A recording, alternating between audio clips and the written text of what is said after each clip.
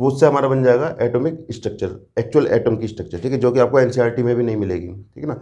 NCERT में वो diagram नहीं मिलेगा जो मैं बताने वाला हूँ, ठीक है। देखो जरा ध्यान से, और इसमें काफ़ी बच्चे कन्फ्यूज रहते हैं, काफ़ी टीचर कन्फ्यूज रहते हैं, ठीक है ना। ये this is the actual picture of atom, ठीक है। हेलो दोस्तों, एटॉमिक स्ट्रक्चर में सब कुछ मैंने करा दिया है क्रैश कोर्स में, बस एक टॉपिक उसमें रह गया है, वो है nodes, okay, orbital nodes. Orbitals में नोड क्या चीज़ होती है, नोड और एंटी नोड, ठीक है, इसके बारे में थोड़ा सा मैं बता देता हूँ। देखिए जरा, जैसे कि ये है पी ऑर्बिटल, ओके, और ये है एस ऑर्बिटल, ठीक। तो पी ऑर्बिटल में इस पॉइंट को बोलते हैं नोड और इसे बोलते हैं लोब्स या एंटीनोड, ओके, नोड और antinode. Node point, node word का मतलब समझ सकते हो कि जहां पर इलेक्ट्रॉन ना हो उसे हम नोड बोलेंगे। जैसे न्यूक्लियस, न्यूक्लियस को भी नोड बोल सकते हैं। मान लिया एस ऑर्बिटल है, इसमें यहाँ पर न्यूक्लियस है तो इसको हम नोड बोल सकते हैं, ओके। नोड का मतलब क्या है, area with no electron, no electron, ऐसा समझ सकते हैं, ठीक है ना। तो जहां पर इलेक्ट्रॉन ना है उसको हम बोल दिया नोड, और बाकी को एंटीनोड या लोब्स बोल सकते हैं, ठीक है। जैसे पी ऑर्बिटल में एक नोड हो गई, ठीक है, ये मैंने बता दिया है। एस में एक नोड भी हो सकती है, जीरो भी हो सकती है, बताते हैं कैसे, ठीक है ना। और जैसे डी ऑर्बिटल में, सपोज करो डी ऑर्बिटल ये है इस तरीके की, तो इसमें ये वाली नोड हो जाएगी, ओके। अब मैं इसमें आपको बताता हूँ एटम की एक्चुअल पिक्चर, ये ऑर्बिटल्स कहाँ होती हैं, कैसे होती है। अगर देखो, नोड्स का एक फॉर्मूला भी है, क्या फॉर्मूला है मैं बता देता हूँ। नोड्स कैलकुलेट करने का है, कैलकुलेशन ऑफ नोड्स, जो एनसीईआरटी के हिसाब से मैं बता देता हूँ। दो तरीके की नोड्स होती हैं, एक एंगुलर नोड होती है, एक रेडियल नोड होती है, ठीक है ना, ठीक। तो एक होती है एंगुलर नोड और एक होती है रेडियल नोड, ठीक है, रेडियल नोड, एंगुलर नोड। तो एंगुलर नोड का फॉर्मूला होता है इक्वल टू, होता है it is equal to L, angular node मतलब एल, ठीक है, जो कि एजीमुथल क्वांटम नंबर होती है। और रेडियल नोड का फॉर्मूला हो जाएगा N minus L minus one, ठीक है, N minus L minus one. तो टोटल नोड कितनी हो जाएंगी, टोटल नोड, टोटल नोड्स हो जाएंगी, इसको दोनों जोड़ेंगे तो हो जाएगा एन माइनस वन, ठीक है।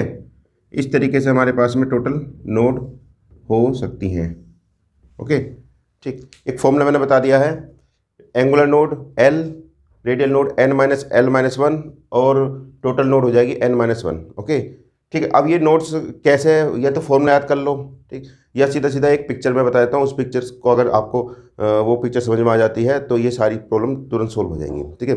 सारे न्यूमेरिकल, सारे क्वेश्चंस आप हवा में कर सकते हो, ठीक, अगर एक पिक्चर आपको मैं समझा देता हूँ, ठीक है ना। जरा देखेंगे, जैसे कि एक है 1s ऑर्बिटल, ठीक है, 1s ऑर्बिटल ये है, 2s ऑर्बिटल, 2s ऑर्बिटल थोड़ी बड़ी हो जाएगी, और 3s ऑर्बिटल उससे भी बड़ी हो जाएगी, ठीक है ना, इस तरीके से, ओके। ऐसे ही 1s 2s 3s, 2p से शुरू हो जाता है, 2p ऑर्बिटल, ठीक, 3p ऑर्बिटल और 4p ऑर्बिटल, ठीक, 3p ऑर्बिटल हैं, ये थोड़ी सी बड़ी बनाती है, छोटी छोटी इस तरीके का। अब कंसेप्ट क्या, कंसेप्ट ये है एक्चुअल में, देखो नोड का मतलब क्या होता है, नो इलेक्ट्रॉन, ठीक है। और एटम के अंदर नो इलेक्ट्रॉन कहाँ होंगे, मतलब कहाँ कहाँ पर ऐसी पोजीशन, कौन सी ऐसी, और एटम के अंदर ऐसी कौन सी जगह होगी जहाँ पर इलेक्ट्रॉन ना हो, वो है न्यूक्लियस, ओके। और न्यूक्लियस एक एटम में एक ही रहेगा, 50 न्यूक्लियस नहीं रहेंगे, ठीक है। जैसे कि सपोज करो इसका नोड है, इसका नोड है और इसका नोड है, ठीक। ऐसे ही यहाँ पर नोड है, मान लिया यहाँ पर नोड है, जहाँ भी नोड होगा तो सारी नोड्स हम एक साथ कंबाइन कर लेते हैं और वो सारी नोड्स हो जाएंगी न्यूक्लियस पे, ठीक है। न्यूक्लियस पे जब नोड हो जाएंगे तो ये ऑर्बिटल कैसे होंगी जरा समझते हैं। जैसे कि 1s ऑर्बिटल है, तो 1s ऑर्बिटल को कवर करेगी, 1s ऑर्बिटल कवर करेगी 2s ऑर्बिटल, ओके, ये 1s हो गई, ये 2s हो गई, और 2s को कवर करेगी 3s ऑर्बिटल, ठीक है, इस तरीके से 1s 2s और 3s, ओके, ठीक। इसी तरीके का पी ऑर्बिटल की बात कर लेते हैं। जैसे 2p ऑर्बिटल है तो 2p को कवर करेगी कौन सी, 3p ऑर्बिटल, इस तरीके से। 3p को कौन सी कवर करेगी, 4p ऑर्बिटल,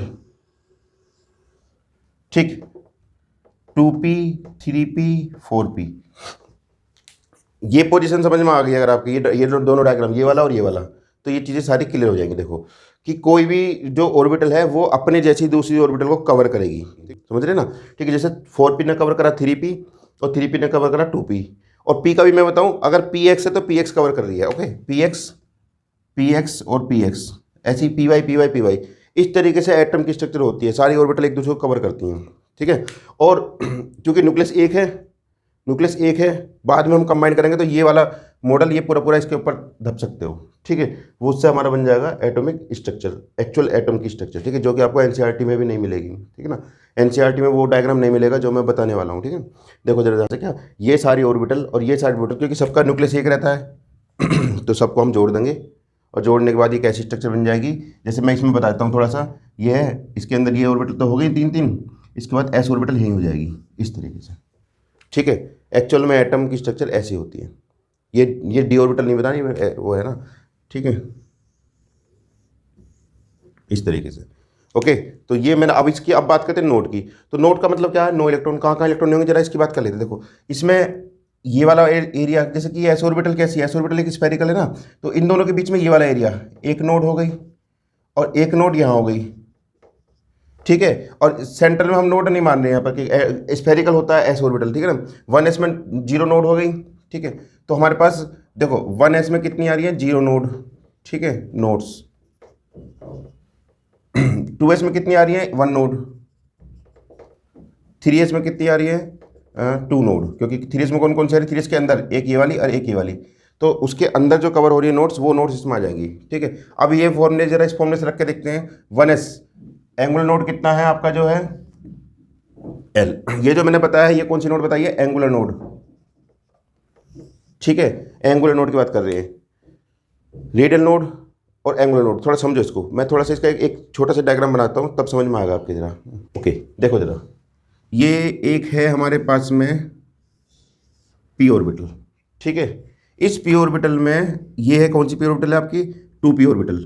2p ऑर्बिटल को कवर करेगी कौन सी, 3p। तो 3p ऑर्बिटल को मैं थोड़ा सा ऐसे बनाता हूँ, 3p ऑर्बिटल। ठीक है, ये कौन सी है, 3p, ये वाला मॉडल बना दिया। इसमें जरा ध्यान से देखेंगे तो मैं थोड़ा सा ये वाला एरिया रब कर दे रहा हूँ, और इसको तो 3D में सोचता हूँ मैं। 3D में ऐसे सोच लेते हैं इसको, 3D में इसको ऐसे सोचते हैं, 3D वाला, कि कुछ एरिया है जो ये कवर करेगी इस तरीके से।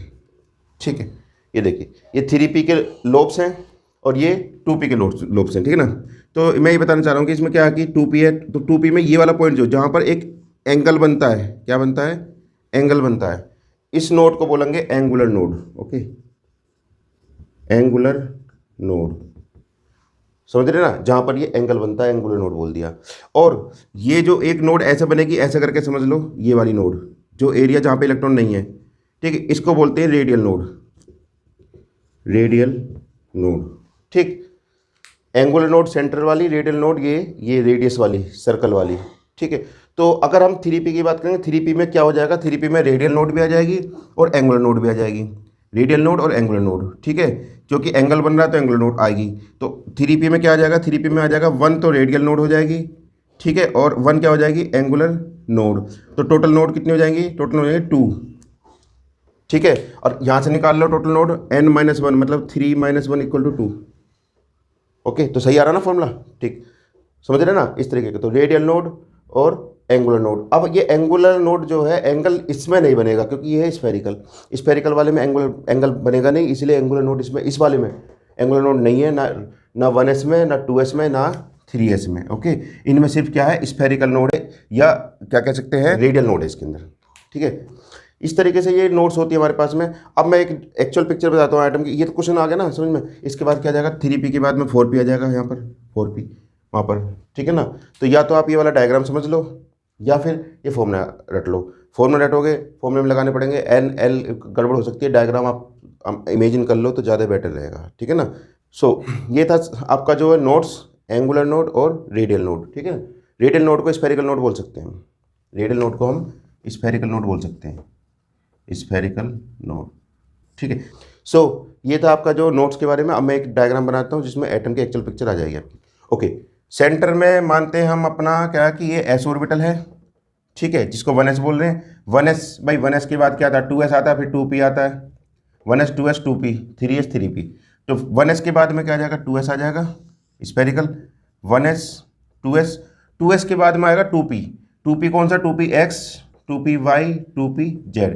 3 है तो हमारे पास 2px आ जाएगा ऐसे करके। मैं थोड़ा डेड करके बताता हूँ इस तरीके से। ये होगा 2px, ओके। 2py हो जाएगा यहाँ पर इस तरीके का, ये हो जाएगा 2py, और 2pz ऐसे हो जाएगा 2pz, ठीक है। 1s, 2s, 2px, 2py और 2pz। अब चूंकि इतना कन्फ्यूजन ना हो तो इसलिए मैं ये वाली चीज़ बिठा देता हूँ, डायरेक्ट मैं उसको बना देता हूँ कि बार बार वाला जो है, ठीक है। मतलब ऐसे ये बन गया इस तरीके का, ठीक है। ऐसे ये अंदर का सब बिठा देते हैं ताकि आपको स्फेरिकल नोट भी समझ में आ जाए, ठीक है। 2s, okay. सो ये होता है एटम का एक्चुअल मॉडल, ठीक है। 1s, 1s के बाद 2s, 2s के बाद 2px, 2py और 2pz। 2p के बाद क्या आता है? 2p के बाद आता है 3s, तो 3s फिर इसको स्फेरिकल ऐसा जाएगी 3s, ठीक है। 3s के बाद क्या? फिर 3p, फिर ऐसे ही हो जाएंगे 3px, 3px, 3py, 3py, 3pz, 3pz, फिर 4s आ जाएगा इस तरीके। सो ये है आपका एक्चुअल एटम की स्ट्रक्चर, जो कि किसी किताब में छपी हुई नहीं है अभी तक, समझ रहे ना। इस तरीके का मॉडल कहीं भी नहीं है, और इसमें काफ़ी बच्चे कंफ्यूज रहते हैं, काफ़ी टीचर कंफ्यूज रहते हैं, ठीक है ना। ये this is the actual picture of atom, ठीक है। ये मैंने आपको क्लियर कर दिया आज, इसमें कुछ चीज़ छुपाई नहीं है, कुछ छोड़ा नहीं है, ठीक है। ओके, सो एटम की स्ट्रक्चर हमने कवर करा ली है, और अब ये चैप्टर खत्म हो चुका है, ठीक है। नेक्स्ट चैप्टर हम चलेंगे केमिकल बॉन्डिंग, ठीक है। आज के लिए इतना काफ़ी है, तब तक के लिए बाय बाय, और चैनल को लाइक कीजिए, सब्सक्राइब कीजिए और शेयर कीजिए, ओके, ठीक है। Thank you.